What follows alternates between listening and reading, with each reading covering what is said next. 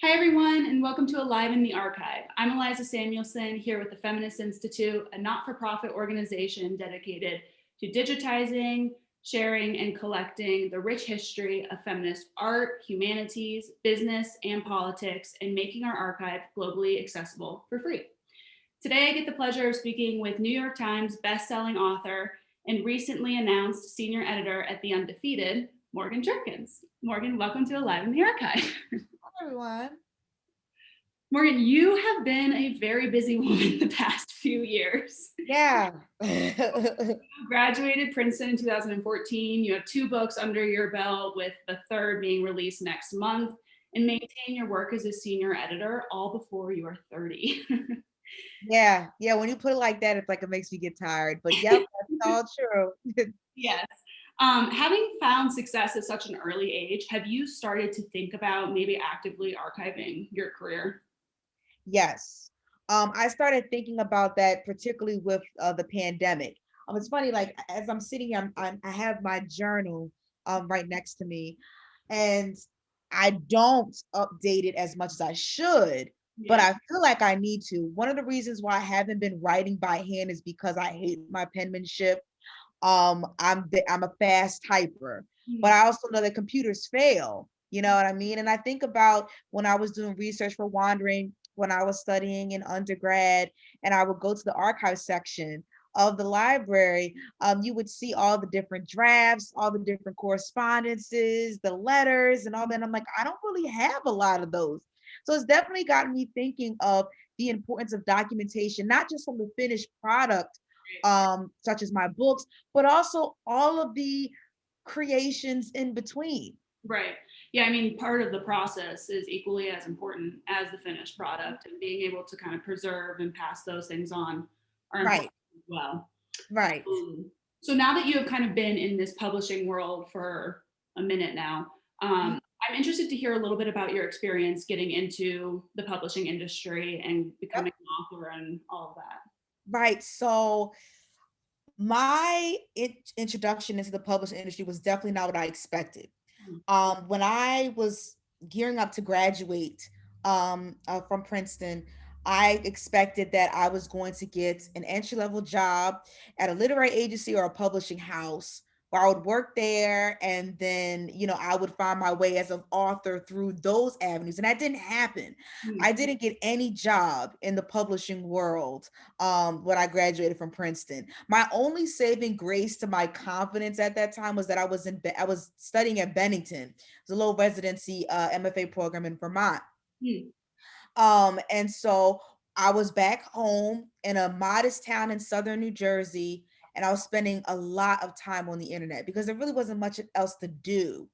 And when I was on the internet, particularly on Twitter, I saw that there were so many people around my age who were writing, publishing content on all of these reputable publications and getting paid for it. The whole concept of writing, getting paid was just, aside from publishing books, was foreign to me, and that was my route in.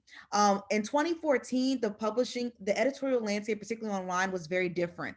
The editorial budgets at publications were a lot more expansive, and most women I knew, young women, particularly young women of color, were able to gain their foothold into the industry by either writing personal essays and or hot takes. And I was doing both of those to build up my portfolio. Mm. So I tell people all the time that I am a true millennial writer. My agent found me through Twitter. The woman who would acquire my first book found me through Twitter. And if it wasn't for the colleagues that I met through Twitter, I would not have gotten my first publishing job, which is a Catapult, in the fall of 2015. So I really owe the internet, much of the internet, for my success. Right. That's how I got my foothold in the publishing industry. It wasn't through what I expected. Wow. And now that you kind of have your foothold in the publishing industry, how do you think archiving in the industry looks different from other industries? And do you think that there is more of an emphasis on the preservation of male authors and male publishers than female counterparts in the industry? So I'm not exactly privy to how archives work in other industries. But what I will say is true across the board, is that Black people, and particularly Black women, a lot of our archives, a lot of our histories are not as well preserved as those of pertaining to white male counterparts. I mean, we're still discovering and rediscovering pioneers and mavericks in our right to this day. And Mhm. that's because, I mean, that's one of the things that I would argue is because of the legacy of slavery. I mean, those who are the descendants of the enslaved, a lot of their histories were not well documented. Their movement, their lives that wasn't hinged on the threat of death, Mhm. their children, their families, just the expanse of their lives often were footnotes, often they were talked about without their names being fully expressed. And so we're still working from the legacy of that erasure. And so when I think about in publishing, I think about, for example, Zora Neale Hurston. Zora Neale Hurston is having an illustrious afterlife right now, right? But if it wasn't for Alice Walker, Pulitzer Prize winner Alice Walker, the author of The Color Purple, if it wasn't for her, um, traveling down to the South to Zora's snake infested, nameless grave, to give her a proper tombstone and to write about her, Miss Magazine, my generation may not have known who she was or the depth of who she was and what she created. And so I think it's very important that yes, we need to archive, particularly Black women. We also need to look out for each other and make sure the generation knows those who came before them. And what's been so fascinating about your career so far is you have had the ability to span so many different genres, from editorial to published personal accounts to an impending debut in fiction. Yep. So how, in your experience, have you navigated and used the power of writing to amplify the voices of Black women in particular through these different genres? Well, that's part of the reason why I became an editor. I have fantasized about the life of just writing my stuff, but it's kind of lonely, and to be in your head all day in your office, it can definitely feel very isolating, especially in a metropolis like New York, where I'm currently based. So when I edit people's writing, um, I love it. I love it. I love seeing how I can help sculpt um sentences and words while also maintaining I say the sacredness of someone's voice and their argument. So for me, I like uplifting Black women by making sure they see their words elsewhere, by Mhm. making sure that their words are immortalized elsewhere. So Mhm. that's what I like doing. But I mean, it also comes to even opportunities that I personally get that I cannot do myself. I pass it on to somebody else, pay it forward. And that is something that I've always wanted to do. I always tell, my loved ones, those that are in my innermost circles, that, you know, I want to write for as long as I can, but I don't want people to just know me as, she's a fantastic writer. I love that. But I also want someone to say, when I transition out of this world, that she also shepherded writers. She also helped to lift other writers up. So, living at the intersection of Black, female, and feminists in white America, how do these different identities impact the way that you want to preserve your legacy and your career? Well, I think the more that I progress in my career, I think I just realized just how multi-layered Blackness is. Right. So when I was writing This Will Be My Undoing, um, I didn't know. I mean, I knew that I was a Black woman and I knew Black American history, but not histories. I didn't know Black American identities, not nearly as much as I knew when I was going into Watering Strange Lands. When I was writing This Will Be My Undoing, it was way more intimate in a sense that like it was very focused on me and I was writing from a place of shame and working my way out of it. When I was writing Water in Strange Lands, I was writing from a place of omission, from a place of questioning and then working my way out of it. So it's like for me, it was like me as a woman working my way out. And then I'm thinking of omissions in terms of my family and then working my way out. And then each time the network just keeps getting larger and larger. And what I hope that people see as my career develops is that everything that I write, no matter if it's fiction or nonfiction, they're all in conversation with each other. They're all existing in the same universe. Right.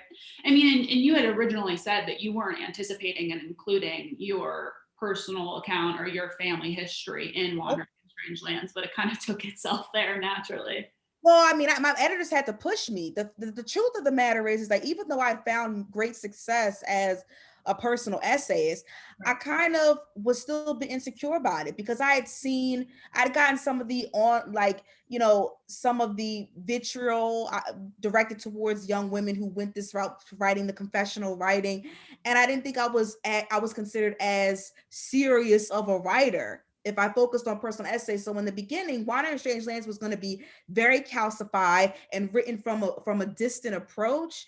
And it wasn't until my editors literally sat me down after I'd written 2 full drafts. We had to have a come to Jesus moment, and they were just like, "Yeah, like we need to figure out like how are you write about these people and think that you don't have a stake in it."